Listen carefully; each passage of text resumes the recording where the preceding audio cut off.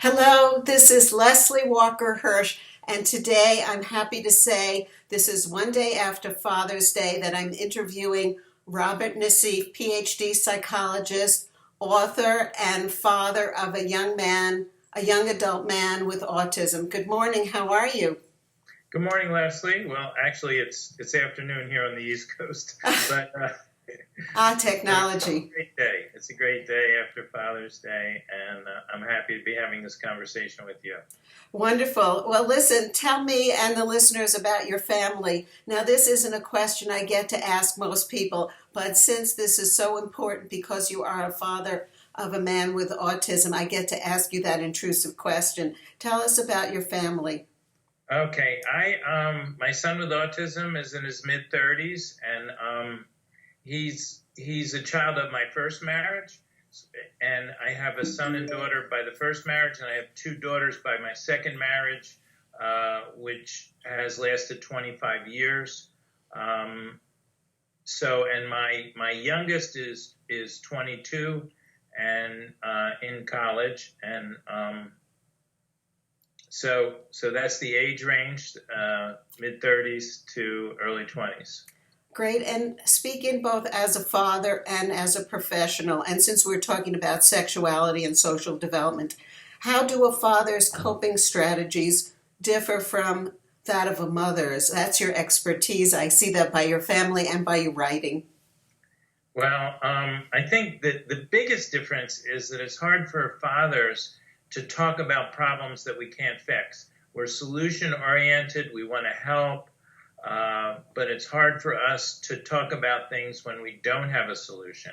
And the area of human sexuality certainly hits at this for men. But what I also would want listeners to know is that boys with autism, when they get to be teenagers, they gravitate toward their fathers. They want to know more of the male perspective, and they need it. And so there's an opportunity for fathers who may have felt left out to get more involved with their boys as they reach adolescence. Interesting. And what role did you have in supporting your son through puberty and into adulthood that a mother may not have the experience or ability to do? Well, I mean, it's not that I think mothers can't do this. I think plenty of mothers do it very well. The difference is just being able to identify with, the kind of urges that boys have, and the particularly kind of confusion that boys have. So I think that's a little easier for a man as opposed to a woman. And, likewise, it would be hard for a man to help a teenage girl with her sexuality.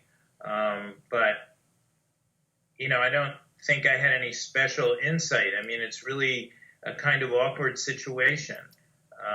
And it was in my case because my son's nonverbal, and his ability to understand these things was and is relatively limited. It is a difficult role to have. Now, so many people with autism, similar to your son, are not likely to have a sexual partner in their lives. So, what advice do you have for families regarding masturbation and self-pleasuring as a sexual outlet for young men or teenagers and older with autism who have limited access to partners? Sure. Well, I think, first of all, it's important to consider that masturbation and self-pleasuring are a normal part of human sexuality.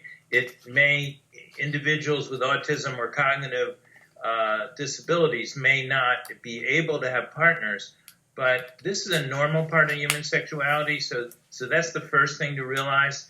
And as parents, we sort of have to get over our own hang-ups about it. Of course, it's awkward if our child, whether it's a boy or a girl, is touching their private parts in front of people. And we have to teach that that's a private activity. And there are, in schools and agencies, There are people that are human sexuality educators who do a really good job of this, mental health counselors, and others.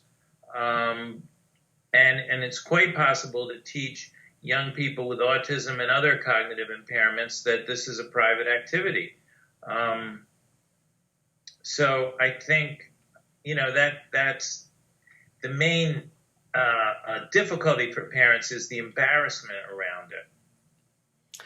And how would you suggest that they go about teaching the privacy issue, given that it's a conceptual thing as opposed to a concrete experience? How did you teach that to your son? Well, just to take him to his room at that time, and that just becomes kind of chained into the behavior, so to speak, and I know enough other situations that just taking the child to their room, not a lot of talking about it, not a lot of correcting. In fact, correcting could create more of a shame-based response, and we wouldn't want to see that. We want to see young people feeling good about their sexuality, whatever the expression is, but keeping it appropriate. So I don't think in most cases that this is hard to teach, but it means as parents we have to keep sort of level-headed about it. And not make it a punishment of go to your room because you're being punished, but really go to your room because this is a good place to masturbate and have that exploring activity. That's right. This is not a punishment. This is just the best setting. Exactly. It's a private activity, and it's a private act, and sexual activity is, generally speaking, private for everyone. So again, while we're talking about a special needs situation, there are certain concepts which apply to all of human kind. So I try to give that context for people. Wonderful. I think that's helpful for parents to hear from someone who has been there both professionally and privately and as a man. So many families that have a child with ASD have difficulty staying together. How has your family managed to successfully support each other given the nature of your child's development? Well, I think we have to be able to talk honestly and openly about the problems that come up. And, so my second marriage was a blended family, and we've been able to talk about problems, work them through, come up with solutions, and keep on going. I think the really important thing for families is, and particularly the couple, is to remain committed.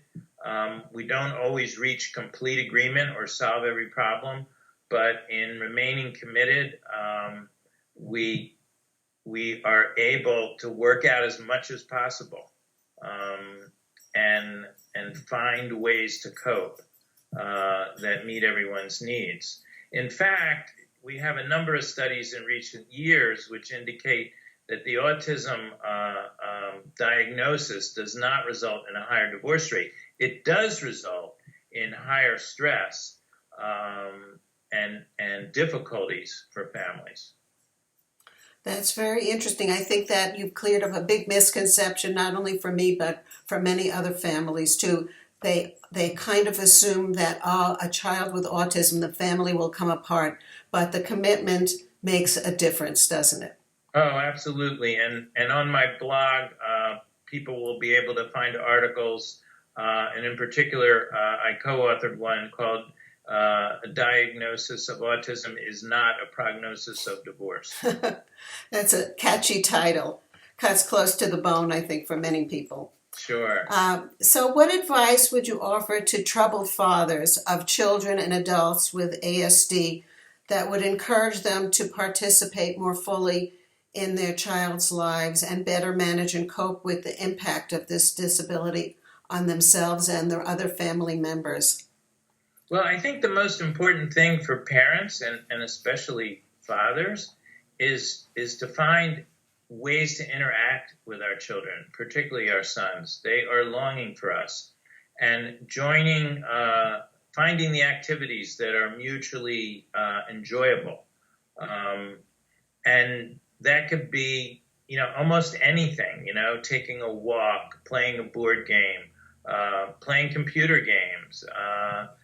And it's often not the activities that the father would have imagined, but finding the activities that enable a connection. It's that connection that children with autism really need, really long for with their fathers, and they're very happy when that's going on. And I find when fathers find that way to connect, they too are happier. So this is what I work on with fathers, whether it's in a counseling session or a workshop or a lecture, wherever I get to talk to fathers. Now, we've talked mainly about your role as a father, but as a professional, what kind of advice do you give parents of kids and adults with autism, and how should they respond when their child shows interest in the same or opposite sex and brings it up again and again, sometimes in embarrassing situations for the parent, though not for the child? Oh, wow, that's a big question. So often, I think the sort of vitamin that we're missing in the parent community is just enjoying our child. We are so stuck on doing everything to help and to change, but our children also need us to just enjoy them and just have a pleasant relationship. Looking for the things that are fun to do together. Now, when a child reaches adolescence, particularly, with autism, they may really get stuck on who they're attracted to and may talk about this over and over and over again. So I think the most important thing is patience and maybe being able to teach that this conversation needs to happen privately as much as possible. Another thing I find is that in society generally, there's more experimentation with same-sex partners, and children with autism are also curious about this, and they tend to get stuck on it, whether they are intending to explore it or not. They're more apt to get stuck on it, and that can be very difficult for parents. The way that I counsel parents in this situation is to let your child know that wherever they wind up on the spectrum of human sexuality, that you love them just the same. That's what your child needs to get from you.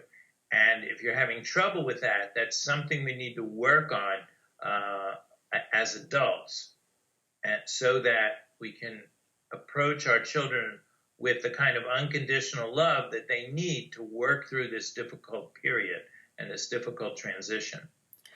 Well, thank you. I feel better already. As a father and a psychologist and author of Autism in the Family, Caring and Coping Together, which is a Brooks publication, it's wonderful to speak to you, but how can other people contact you if they hear this video or watch this video and say, maybe I have something important that I can learn from Dr. Naseef? Well, they can go to my website, which is drrobertnaseef.com, and my website links to my blog, the Facebook page of our psychology practice, and all of my writings, both articles, blogs, and my books as well. Well, thank you so much for being generous with your time and expertise and making this video interview possible. Thank you so much. We'll talk again soon.